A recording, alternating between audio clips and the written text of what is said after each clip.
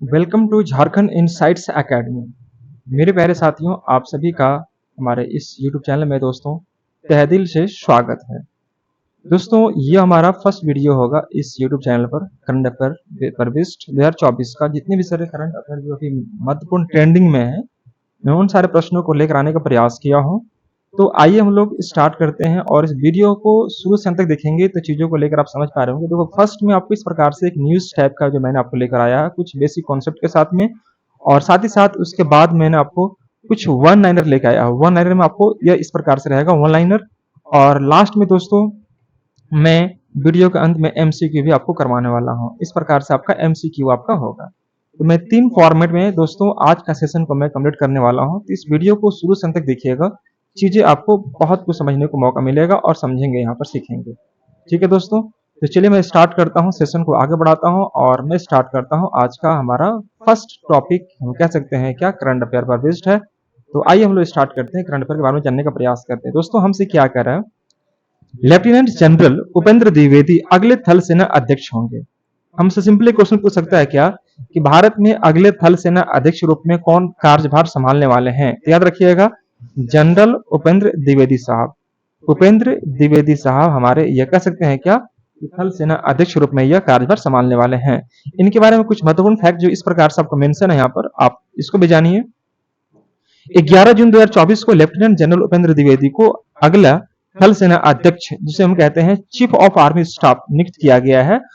Chief of army staff हम कह सकते हैं क्या कि लेफ्टिनेंट जनरल उपेंद्र द्विवेदी साहब जो हैं, यह थल सेना अध्यक्ष, जिसे हम कहते हैं चीफ ऑफ आर्मी स्टाफ के रूप में नियुक्त किए गए हैं। वे 30 जून 2024 को वर्तमान थल सेना प्रमुख जनरल मनोज पांडे की जगह लेने वाले हैं। इसका मतलब यह हुआ कि हम कह सकते हैं कि उपेंद्र द्विवेदी साहब जो हैं, जो थल सेना अध्यक्ष बनने वाले हैं, वो किनको रिप्लेस कर रहे हैं, तो मनोज पांडे साहब को वह रिप्लेस कर रहे हैं, जो कि वर्तमान में थल सेना का जनरल प्रमुख है, वो है ना, वे प्रमुख थे।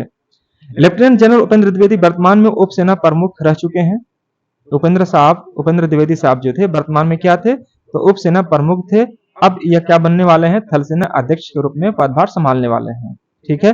लेफ्टिनेंट जनरल द्विवेदी को 15 दिसंबर 1984 को सेना के इन्फेंट्री जम्मू और कश्मीर राइफल्स में कमीशन मिला था, है ना। उनके बारे में कुछ बातें और इंपॉर्टेंट है जो कि आपको नीचे इस प्रकार से दिखाई दे रहा होगा। यहाँ पर आपको यह चीज जान लीजिए, हाँ, कि उन्होंने उप प्रमुख का पदभार संभालने से पहले 2022 से लेकर 24 तक, याद रखिएगा कब से कब तक, 2022 से 24 तक महानिदेशक infantry of general officer commanding in chief उत्तरी कमान सहित महत्वपूर्ण पदों पर कार्यभार संभाला है, यानी कि कार्य भी किया है। मेरे प्यारे साथियों, जो इसमें इंपॉर्टेंट फैक्ट निकल कर आता है वह क्या है, तो याद रखिएगा कि थल सेना अध्यक्ष के रूप में अगला कार्यभार कौन संभालने वाले हैं, तो जनरल उपेंद्र द्विवेदी साहब संभालने वाले हैं, है ना। ये किनका स्थान ग्रहण करेंगे, तो मनोज पांडे साहब का ग्रहण करेंगे, जो कि हमारे वर्तमान में थल सेना अध्यक्ष के रूप में, थल सेना प्रमुख के रूप में कार्यभार थे। ठीक है। और उपेंद्र द्विवेदी साहब यह सेना अध्यक्ष से पहले क्या थे, ये याद रखना आपको, ये थे हमारे उप सेना प्रमुख थे। तो ये कुछ विशेष बातें हैं जो आपको एग्जाम को पॉइंट ऑफ व्यू से इंपॉर्टेंट हो सकता है, तो आप प्लीज इसे नोट करते हुए आगे बढ़ने का प्रयास करेंगे। चलिए, अगला प्रश्न हमारे स्क्रीन पर कुछ इस प्रकार से है, आइए हम लोग देखते हैं नेक्स्ट प्रश्न हमारे। यहाँ पर देखिएगा, ये हमारा अगला है मोहन चरण मांझी, दिखाई दे रहा होगा आपको। मोहन चरण मांझी ओडिशा के नए मुख्यमंत्री बने। आप सबको पता होगा दोस्तों, ओडिशा के नए मुख्यमंत्री अभी हमारा शपथ ग्रहण कौन लिए हैं, तो याद रखिएगा मोहन चरण मांझी। यह नाम बहुत पॉपुलर है, अभी ट्रेंडिंग में नाम है, ओडिशा के नए मुख्यमंत्री। मैं बता दूं दोस्तों कि मोहन चरण मांझी जो हैं, ये तीसरे आदिवासी ऐसे व्यक्ति हैं जो ओडिशा के मुख्यमंत्री बने हैं। तीसरे आदिवासी ऐसे व्यक्ति हैं जो ओडिशा के मुख्यमंत्री बने हैं। तो इनके बारे में 2-4 शब्द हम लोग जानने का प्रयास करते हैं। यही है हमारे ओडिशा के मुख्यमंत्री मोहन चरण मांझी साहब हैं। बीजेपी से बिलोंग करते हैं, यह बीजेपी पार्टी से बिलोंग करते हैं। 12, इसको 12 कर दिया। 12 जून 2024 को राज्यपाल रघुवर दास, आपको पता होगा दोस्तों कि रघुवर दास पहले झारखंड के हमारे मुख्यमंत्री रह चुके हैं, पूर्व मुख्यमंत्री, और अभी वे ओडिशा में हम कह सकते हैं क्या कि राज्यपाल का पदभार संभाले हुए हैं। तो 12 जून 2024 को राज्यपाल रघुवर दास ने मोहन चरण मांझी को ओडिशा के मुख्यमंत्री के रूप में गोपनीयता एवं पद की शपथ दिलाई है। आपको पता होगा दोस्तों कि हम जब प्रधानमंत्री जब शपथ लेते हैं तो प्रधानमंत्री लेंगे राष्ट्रपति के समक्ष, ठीक है, और जब मुख्यमंत्री शपथ लेते हैं तो वो लेते हैं आपको राज्यपाल के समक्ष लेते हैं। याद रहना चाहिए, राज्यपाल कौन है, रघुवर दास जी हैं, मुख्यमंत्री कौन बने हैं? तो मोहन चरण मांझी बने हैं। शपथ ग्रहण कब हुआ था? तब 12 जून 2024 को हुआ था। अगला कंटेंट क्या मेरा कहता है कि 1936 में ओडिशा, वर्ष 1936 में ओडिशा के अलग राज्य बनने के बाद से, 1936 में यह बना ओडिशा राज्य, वर्ष 1936 में ओडिशा के अलग राज्य बनने से मोहन चरण मांझी हेमानंद बिस्वाल और गिरिधर गमांग के बाद तीसरे आदिवासी मुख्यमंत्री हैं। मतलब हेमंत बिस्वाल और गिरिधर गमांग के बाद ये तीसरे ऐसे आदिवासी मुख्यमंत्री बने हैं। तीसरे है ना, कौन बने हैं? मोहन चरण मांझी साहब बने हैं। 1936 में जब ओडिशा का गठन हुआ था, नए राज्य का गठन हुआ था, उसके बाद से लेकर अभी तक है ना, 3 ही मात्र अभी तक आदिवासी मुख्यमंत्री बन पाए हैं, जिनमें पहला थे हेमंत बिस्वास और आपका सॉरी पहला क्या हेमंत बिस्वास थे, गिरधर गमांग थे और तीसरा बने हैं आपको कौन? मोहन चरण मांझी बने हैं। याद रखिएगा। इसमें अगर मैं बात करता हूं दोस्तों, हमारा यह कॉन्सेप्ट को समझिएगा। शपथ ग्रहण समारोह का आयोजन ओडिशा के भुवनेश्वर में जनता मैदान में किया गया था। याद रखिएगा, शपथ ग्रहण समारोह का आयोजन ओडिशा के भुवनेश्वर में जनता मैदान में किया गया था। यह इंपॉर्टेंट फैक्ट है। कनक वर्धन सिंह देव और पार्वती परिदा को ओडिशा के उप मुख्यमंत्री में नियुक्त किया गया। पार्वती परिदा जो है एक ऐसे ओडिशा के पहली महिला मुख्यमंत्री हैं। महिला, याद रखिएगा, पहला यह हम कह सकते हैं कि पहली महिला उप मुख्यमंत्री बनी है। कौन? तो पार्वती परिदा। किसी को पूछ सकता है कि ओडिशा का पहला उप मुख्यमंत्री का नाम बताइए जो कि महिला है, तो याद रखना है पार्वती परिदा। नेक्स्ट कॉन्सेप्ट या नेक्स्ट हमारा कंटेंट क्या कहता है? ओडिशा विधानसभा की सीटों में अगर बात करें हम लोग, तो 4 चरणों में यह मतदान संपन्न हुआ, जबकि 4 जून 2024 को यह रिजल्ट घोषित किया गया। राज्य विधानसभा में हम कह सकते हैं, राज्य विधानसभा में 147 सीटों में से भारतीय जनता पार्टी यानी बीजेपी को 28 सीटों पर बहुमत हासिल हुआ, जबकि बीजू जनता दल की 51 सीटों पर जीत मिली थी। यानी दोस्तों हम कह सकते हैं क्या कि जो उड़ीसा विधानसभा का जो चुनाव हुआ उसमें विधानसभा का सीट 147 थी, जिसमें बीजेपी को मिला कितना? 28 सीट प्राप्त हुई है। और इसी की वजह से हम कह सकते हैं क्या कि मोहन चरण मांझी साहब को यह ओडिशा का मुख्यमंत्री बनने का सौभाग्य प्राप्त हुआ है 12 जून 2024 को। यह तीसरे ऐसे मुख्यमंत्री हैं जो आदिवासी होने के बावजूद यह पदभार संभाले हैं मुख्यमंत्री का। तो मुझे लगता है कि आपको ये सब चीजें समझ में आ रही होगी और आपको याद भी हो रही होगी। एक चीज को नोट करते हुए चलिएगा, बहुत इंपॉर्टेंट मैं फैक्ट करवा रहा हूँ, एग्जाम को पॉइंट से बहुत रिलेवेंट होगा। शुरुआत में दोस्तों आप किस प्रकार से करवा रहा हूँ जो कि आपका कॉम्प्रिहेंसिव होगा, दूसरे में मैं करवाऊंगा आपको वन लाइनर और तीसरे में करवाऊंगा एमसीक्यू। ठीक है, तो 3 चरणों में मैं इसको कवर करने वाला हूँ। अगला हमारा कॉन्सेप्ट यहाँ पर, अगला मेरा कंटेंट क्या कहता है कि पेमा खांडू, आप देख रहे होंगे ये पेमा खांडू साहब हैं, ये पेमा खांडू हैं। पेमा खांडू लगातार तीसरी बार अरुणाचल प्रदेश के मुख्यमंत्री बन गए। ओह माय गॉड, देखिए ध्यान से, ये पेमा खांडू साहब हैं जो अरुणाचल प्रदेश के तीसरी बार मुख्यमंत्री का पदभार संभालने का सौभाग्य इन्हें प्राप्त हुआ है। कब हुआ है? 13 जून 2024 को पेमा खांडू ने लगातार तीसरी बार अरुणाचल प्रदेश के मुख्यमंत्री के रूप में शपथ ग्रहण किए हैं या लिए हैं। पेमा खांडू पहली बार 2016 में मुख्यमंत्री बने थे। याद रखना है कि पेमा खांडू पहली बार मुख्यमंत्री कब बने थे? याद रखना 2016 में बने थे। अगला मेरा कॉन्सेप्ट क्या कहता है कि अरुणाचल प्रदेश में राज्यपाल लेफ्टिनेंट जनरल केटी पटनायक, राज्यपाल कौन है? लेफ्टिनेंट जनरल केटी पटनायक ने मुख्यमंत्री पेमा खांडू के साथ 11 अन्य कैबिनेट मंत्रियों को पद एवं गोपनीयता का शपथ दिलाई है। तो मेरे प्यारे साथियों, एक क्वेश्चन यहां से ही बन सकता है कि अरुणाचल प्रदेश का राज्यपाल कौन है? तो याद रखना है केटी पटनायक, याद रखना है केपीटी, केटी हो गया आपका राज्यपाल और पी हो गया पेमा खांडू। केटी पटनायक आपको इसे याद रहेगा, दोनों ही नाम याद रहेगा, केटी से पटनायक लगा देना है और पी से हो गया पेमा खांडू। तो हम कह सकते हैं कि पेमा खांडू वहां का मुख्यमंत्री हैं और केटी पटनायक क्या है दोस्तों? वहां के राज्यपाल हैं। ठीक है, चौना मेन को लगातार दूसरी बार राज्य का उप मुख्यमंत्री बनने का सौभाग्य मिला है। शपथ ग्रहण समारोह का आयोजन अरुणाचल प्रदेश की राजधानी ईटानगर में, अरुणाचल प्रदेश की राजधानी कहां है दोस्तों? तो ईटानगर में डीके कन्वेंशन हॉल में यह किया गया था। दोस्तों अरुणाचल प्रदेश की सभी विधानसभा सीटों में 19 अप्रैल 2024 को मतदान हुआ और जबकि परिणाम इसका 2 जून 2024 को घोषित किया गया था। राज्य विधानसभा की 60 सीटों में से भारतीय जनता पार्टी ने 46 सीटें प्राप्त की। याद रखना है 60 सीट में से बीजेपी ने 46 सीट प्राप्त की है। राष्ट्रवादी कांग्रेस पार्टी एनसीपी ने 3 सीटें, पीपुल्स पार्टी और अरुणाचल प्रदेश पीपीए ने 2 सीटें हासिल की है। 20 फरवरी 1987 को अरुणाचल प्रदेश को पूर्ण राज्य, ये इंपॉर्टेंट डेट है, याद रखना है।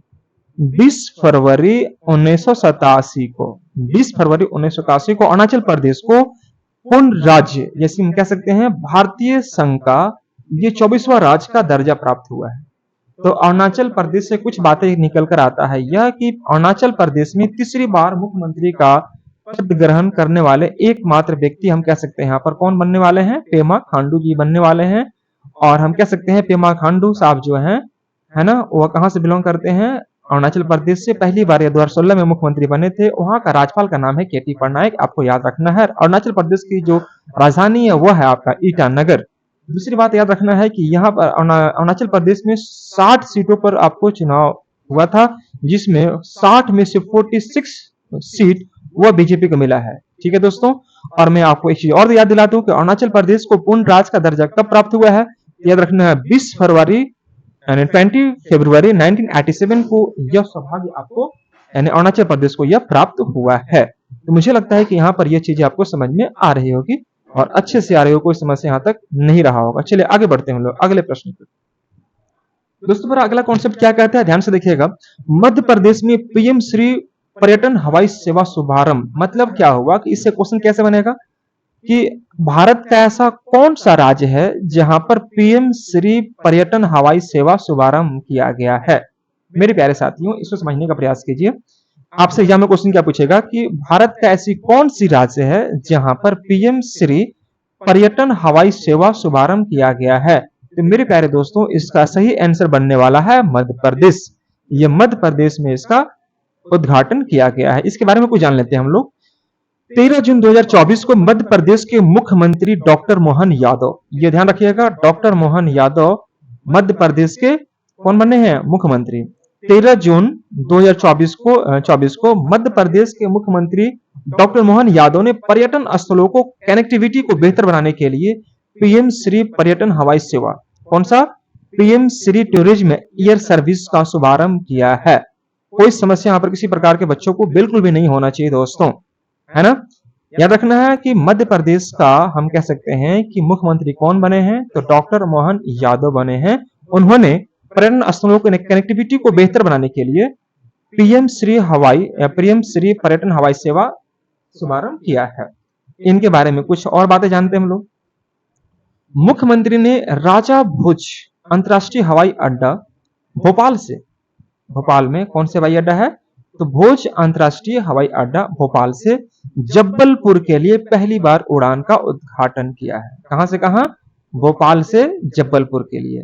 दूसरा उसके बाद देखिएगा, पीएम श्री पर्यटन वायु सेवा से प्रदेश में पर्यटन के साथ साथ उद्योग, व्यापार, शिक्षा, चिकित्सा क्षेत्र को भी लाभ मिलेगा। इसके साथ ही साथ इसके अंतर्गत राज्य के 8 शहरों को भोपाल, इंदौर, जबलपुर, रीवा, उज्जैन, ग्वालियर, सिंगरौली और खजुराहो को हवाई सेवा से जोड़ा जाएगा। यानी इंपॉर्टेंट फैक्ट है आपके लिए कि यह सेवा जो है पीएम श्री पर्यटन हवाई सेवा जो है दोस्तों, वह कितने शहरों को लाभ पहुंचाने वाली है। तो मेरे प्यारे दोस्तों 8 शहरों को, उसमें से 8 शहरों में कौन कौन है, तो भोपाल है, इंदौर है, जबलपुर है, रीवा है, ग्वालियर है, सिंगरौली है और खजुराहो को हवाई सेवा से जोड़ा जाएगा। साथ ही साथ यहाँ पर समझिएगा ध्यान से, मध्य प्रदेश क्षेत्रफल के दृष्टिकोण से राजस्थान के बाद देश का दूसरा सबसे बड़ा राज्य बन गया है। मेरे प्यारे साथियों यह भी इंपॉर्टेंट फैक्ट है, पूछ सकता है आपसे क्या कि क्षेत्रफल के दृष्टिकोण से भारत का सबसे दूसरा बड़ा राज्य कौन सा है, तो याद रखना है मध्य प्रदेश। पहला कौन है आपका, राजस्थान, दूसरा कौन बन गया है, मध्य प्रदेश। तो मध्य प्रदेश क्षेत्रफल के दृष्टिकोण से राजस्थान के बाद देश का दूसरा सबसे बड़ा राज्य बन गया। दोस्तों यहाँ पर चित्र आप देख पा रहे होंगे, अब उड़ेगा एमपी, मध्य प्रदेश पर्यटन को मिलेगा पीएम श्री के पंख, है ना दोस्तों। तो यह आपको तस्वीर आपको दिखा रहा होगा और बता रहा होगा कि आपको किस प्रकार से चीजें याद रखनी है। यहाँ से इंपॉर्टेंट फैक्ट क्या निकल कर आता है दोस्तों, तो पहला निकल कर आता है कि पीएम श्री पर्यटन हवाई सेवा का शुभारंभ किस राज्य में किया गया है, तो इसका सही आंसर बनेगा हमारा मध्य प्रदेश। ठीक है, मध्य प्रदेश का मुख्यमंत्री का नाम बताइए, मोहन यादव, है ना। यह याद रखना आपको। ये कहां से कहां के लिए शुरुआत हुआ है, अभी फिलहाल उद्घाटन हुआ है भोपाल से लेकर कहां, जबलपुर। भोपाल में कौन सा अंतरराष्ट्रीय हवाई अड्डा है, तो राजा भोज अंतर्राष्ट्रीय हवाई अड्डा। इस सब के सब आपके लिए इंपॉर्टेंट फैक्ट है और यह फैक्ट आपको ध्यान में रखकर ही काम को यह सीट को तैयार किया गया है दोस्तों, मेहनत को लगाया गया यहाँ पर। और अगर हमारा वीडियो पसंद आ रहा हो, मेहनत आपको अच्छा लग रहा होगा तो हमारे चैनल को जरूर सब्सक्राइब करना और चैनल पर बने रहना शुरू से अंत तक। बहुत कुछ सीखने को नया चीज मौका मिलेगा यहाँ पर दोस्तों। अगला हमसे क्या करें कि यह 8 शहरों को लाभान्वित करेगा। 8 शहरों में कौन कौन है? तो भोपाल है, इंदौर है, जबलपुर है, रीवा है, उज्जैन है, ग्वालियर, सिंगरौली और खजुराहो है। राजस्थान के बाद ये ऐसा दूसरा राज्य बन गया है जो क्षेत्रफल के दृष्टिकोण से दूसरा सबसे बड़ा राज्य है। ठीक है दोस्तों, तो इस प्रकार से हमारा यहाँ पर चीजें ये आगे बढ़ता है। नेक्स्ट हमारे स्क्रीन पर कुछ इस प्रकार से दिख रहा होगा। झारखंड में विधवा पुनर्विवाह योजना बहुत इंपॉर्टेंट चीज है झारखंड के छात्रों के लिए, स्पेशली जो झारखंड की तैयारी कर रहे हैं उनके लिए खासकर। झारखंड में विधवा पुनर्विवाह योजना, आपसे यहाँ क्वेश्चन पूछेगा क्या कि भारत का ऐसा कौन सा राज्य है जहां पर विधवा पुनर्विवाह योजना का शुभारंभ हुआ है? तो मेरे प्यारे दोस्तों वह है आपका झारखंड। यह है झारखंड के हमारे नए मुख्यमंत्री जिनका नाम है चंपई सोरेन साहब। झारखंड मुख्यमंत्री विधवा पुनर्विवाह योजना का शुभारंभ कहाँ हुआ है? झारखंड में। दो चार शब्द हम लोग सब जानने का प्रयास कर लेते हैं यहाँ पर। विधवा विवाह को प्रोत्साहित करने के लिए झारखंड सरकार ने 6 मार्च 2024 को पुनर्विवाह योजना की शुरुआत की है। दोबारा शादी करने के लिए विधवा महिलाओं को 2 लाख रुपए दिए जाएंगे। देखो, दोबारा शादी करने के लिए, दोबारा मतलब इसका ऐसा नहीं कि अब शादी करके 6 महीने बाद दोबारा शादी कर लेंगे तो आपको फिर से 2 लाख मिल जाएगा, ऐसा कुछ नहीं है। यहाँ पर सिर्फ विधवा महिलाओं के लिए जिनका हस्बैंड नहीं है, हस्बैंड का देहांत हो चुका है, उस केस में महिलाएं जो समाज में पीछे रह जाती हैं, वंचित रह जाती हैं, है ना, तो सरकार की ओर से एक छोटा सा ये स्टेप ये उठाया जा रहा है। मुझे लगता है ये स्टेप बहुत ही सराहनीय स्टेप है ना। तो सरकार की ओर से ये स्टेप उठाया जा रहा है कि विधवा महिलाओं को जिनके आगे पीछे कोई नहीं रहता, समाज उनसे बहुत सारी चीज सुविधाओं से वंचित कर देता है ना, उनको बहुत सारे तनाएं मिलती हैं सुनने को, अपने घर से भी, परिवार से, समाज से। तो उनके लिए सरकार यह मतलब सबल बनाने के लिए, मजबूत बनाने के लिए एक पहल उठा रही है। तो मुझे लगता है कि यह पहल जो है सरकार की ओर से, झारखंड सरकार की ओर से सराहनीय है। आपको कैसा लगता है यह योजना? आप कमेंट करके जरूर बताएं मुझे।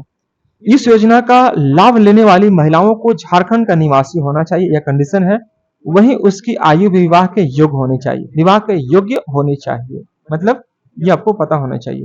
सरकारी नौकरी वाली महिलाएं जो सरकारी नौकरी में है, पेंशन प्राप्त कर रही हैं, आयकर दाताओं को यह योजना का लाभ नहीं मिल पाएगा, है ना। योजना में सम्मिलित होने वाले लाभार्थी को पति का मृत्यु प्रमाण पत्र भी प्रस्तुत करना होगा। तो यह कुछ इनका बेसिक कुछ नीड्स है, इसको फुलफिल आपको करते हुए अगर आप बढ़ेंगे आगे तो चीजों को लेकर आपको 2 लाख रुपया का लाभ राशि दी जाएगी, यह विधवा पुनर्विवाह योजना को प्रारंभ करने के लिए। ठीक है दोस्तों, तो चलिए मुझे बढ़ना चाहिए अगला प्रश्न की ओर, और हमारा अगला कॉन्सेप्ट क्या कहता है, अगला मेरा कंटेंट क्या है, आगे हम लोग बढ़ते हैं। इसके बाद टाइम बिल्कुल भी वेस्ट नहीं करना है, टाइम आपके लिए भी इंपॉर्टेंट है और मेरे लिए भी इंपॉर्टेंट है दोस्तों। इस टाइम को अच्छे से यूटिलाइज कीजिए और शुरू से अंत तक वीडियो में बने रहिए, आपको बहुत अच्छे चीज, नया कॉन्सेप्ट आपको सीखने को मौका मिलेगा दोस्तों। यहाँ पर ये देख पा रहे होंगे अभी अभी आप इस तस्वीर को भली भांति जानते होंगे। ये तस्वीर से ऐसा कोई व्यक्ति नहीं है जो मुझे लगता है कि नहीं परिचित है, इस सबको जानते होंगे।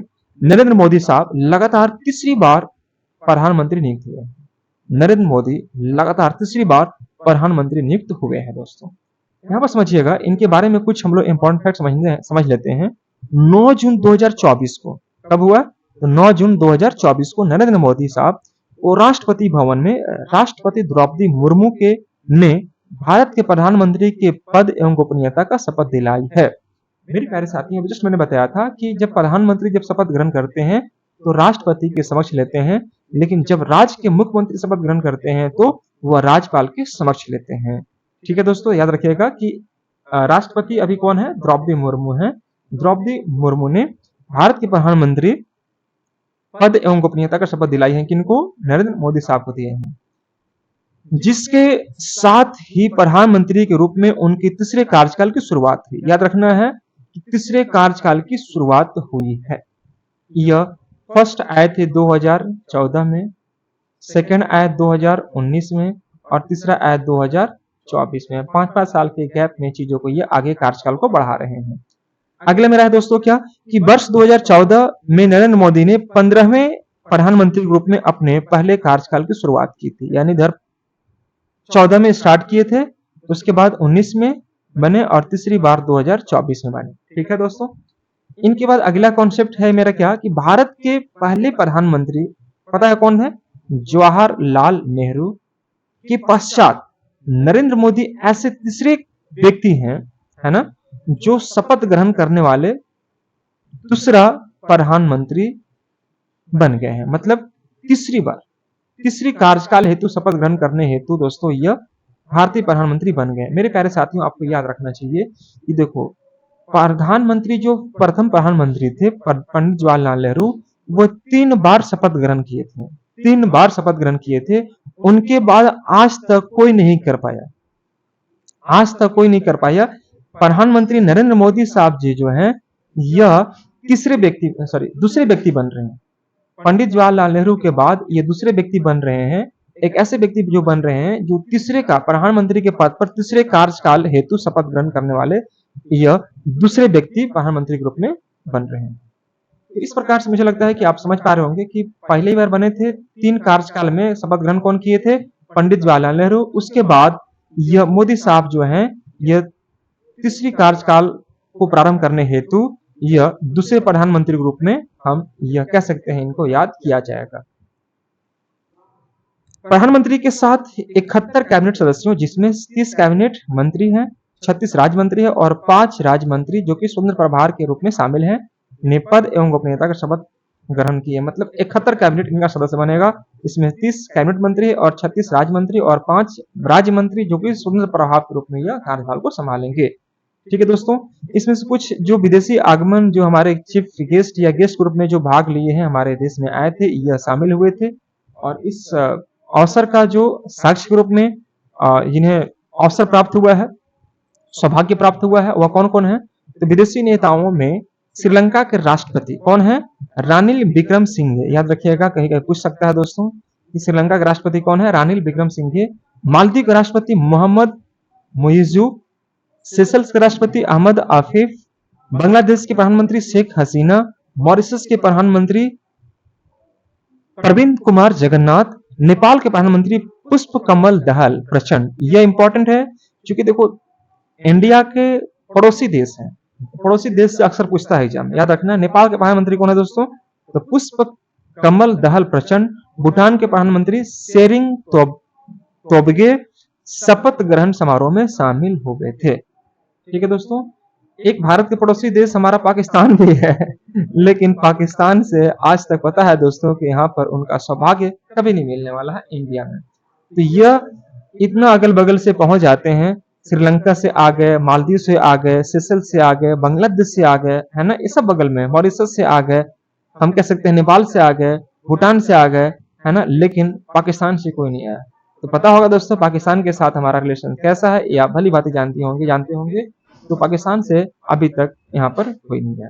ठीक है, तो अगला हमारा कॉन्सेप्ट है, इसको समझते हैं। समझिए अगला कॉन्सेप्ट क्या कर रहा है। नागालैंड का हॉर्नबिल फेस्टिवल, यह कर हमसे क्या कि नागालैंड का हॉर्नबिल फेस्टिवल के बारे में यह पूछ रहा है कि देखो, आपसे पूछेगा क्या कि हॉर्नबिल फेस्टिवल कहाँ का फेस्टिवल है। सिंपल सा लॉजिक में पूछेगा आपसे क्या कि हॉर्नबिल फेस्टिवल जो है वह कहाँ का फेस्टिवल है या किस राज्य में मनाया जाता है। तो याद रखना दोस्तों, नागालैंड में मनाया जाता है। यह कहाँ मनाया जाता है? तो नागालैंड में मनाया जाता है। कोई समस्या किसी बच्चों को? हॉर्नबिल फेस्टिवल कहाँ मनाया जाता है? तो नागालैंड में मनाया जाता है। बस इतना याद रखना है। अब इसके बारे में कुछ विशेष बातें हम लोग समझने का प्रयास कर लेते हैं। महोत्सव का उद्देश्य नागालैंड की समृद्ध संस्कृति को पुनर्जीवित करना, उनकी रक्षा करना और उसकी परंपराओं को प्रदर्शित करना इनका मेन उद्देश्य है। आयोजन का समय कब होता है? तो नागालैंड सरकार प्रत्येक वर्ष दिसंबर के पहले सप्ताह में हॉर्नबिल उत्सव आयोजित करती है। दिसंबर माह में यह आयोजित की जाती है। यह उत्सव नागालैंड के राज्य दिवस 1 दिसंबर को शुरू होता है और 10 दिनों तक चलने वाला 10 दिसंबर को यह समाप्त हो जाता है। मतलब 1 तारीख को 1 दिसंबर को शुरू होगा और 10 दिसंबर को यह त्योहार एंड होगा। नागालैंड का जो सबसे हम कह सकते हैं क्या कि बहुत प्रचलित और बहुत पॉपुलर फेस्टिवल मनाया जाता है हॉर्नबिल फेस्टिवल। आयोजन स्थल यह कहाँ सेलिब्रेट होता है दोस्तों? तो हॉर्नबिल फेस्टिवल कोहिमा से लगभग 12 किलोमीटर दूर स्थित किसामा के नागा हेरिटेज विलेज में ये इतना इंपॉर्टेंट नहीं है, इतना याद रखने की जरूरत नहीं है। हालांकि इसका संगीत समारोह और रॉक कॉन्स्टेंट दिग्बाम्बूर में आयोजित किया जाता है। यह हमको ज्यादा इंपॉर्टेंट नहीं है, देखो ये ज्यादा इंपॉर्टेंट है। इस महोत्सव का नामकरण हॉर्नबिल पक्षी के नाम पर किया गया है। पूछ सकता है आपसे क्या, नागालैंड का जो प्रचलित या मशहूर जो फेस्टिवल है वह हॉर्नबिल फेस्टिवल है, किसके नाम पर रखा गया है, तो पक्षी के नाम पर रखा गया है जो नागालैंड का श्रेष्ठ पक्षी है। ग्रेट हॉर्नबिल केरल और अरुणाचल प्रदेश की राष्ट्रीय पक्षी है। ग्रेट हॉर्नबिल केरल और अरुणाचल प्रदेश की राष्ट्रीय पक्षी भी है, ये भी आपको याद रखना है। कोई समस्या किसी प्रकार के यहाँ पर नहीं होना चाहिए। संरक्षण स्थिति IUCN की रेड लिस्ट में संवेद्य श्रेणी के रूप में वर्गीकृत किया गया है और इसके बारे में कुछ चीजें और बताई गई है। एक दो शब्द आपको और भी जानने की आवश्यकता है यहाँ पर दोस्तों, वह क्या है, तो साइट्स CITS साइट्स में परिशिष्ट एक के अंतर्गत सूचीबद्ध है यह चीजें। वन संरक्षण अधिनियम 1972 कब हुआ, वन संरक्षण अधिनियम 1972 की अनुसूची 1 में यह शामिल है। मतलब यह जो फेस्टिवल है हम कह सकते हैं नागालैंड का हॉर्नबिल फेस्टिवल, यह जो फेस्टिवल वन्य जीव संरक्षण अधिनियम 1972 की अनुसूची 1 में सम्मिलित है।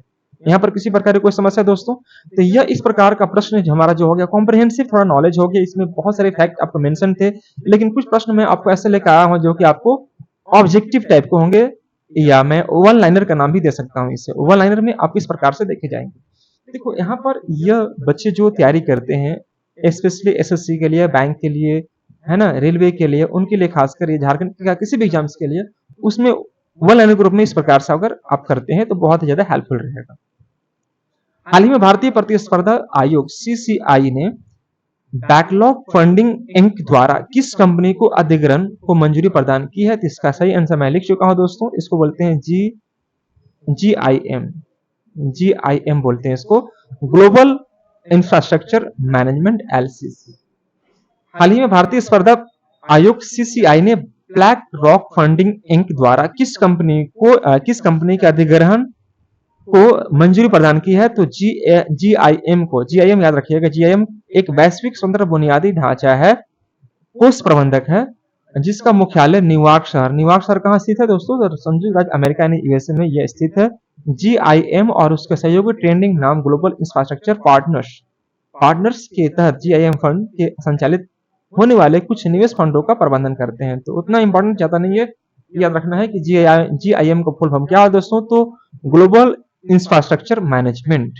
ठीक है, इस प्रकार से हम लोग पढ़ते हैं अगले चीज की ओर।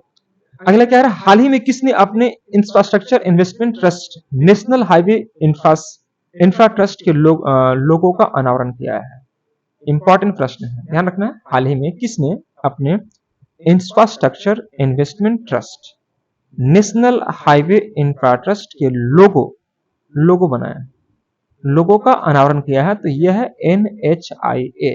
NH के बारे में कुछ चीजें आपको यहाँ पर दिया गया है, national highways authority of India, जिसको हम लोग कहते हैं NHAI, याद रखिएगा NHAI, national highway authorities of India was constituted by an act of parliament in 1988। यह 1988 में आपका कंस्टिट्यूटेड हुआ था under the administrative control of the ministry of road transport, सड़क परिवहन हम कह सकते हैं मंत्रालय के द्वारा यह किया गया था, कंस्टिट्यूट किया, बनाया गया था। NHI has been set up as a central authority to develop करने के लिए, मतलब NH का गठन क्यों किया गया था, तो जितने भी हम कह सकते हैं हमारे भारत में जितने भी नेशनल हाईवेज हैं सबको डेवलप करने के लिए, उसको मेंटेन करने के लिए, मतलब देखरेख करने के लिए और एक मैनेज करने के लिए भी एक संगठन बनाया गया है जिसका नाम क्या है, national highway authority of India यानी कि NHI।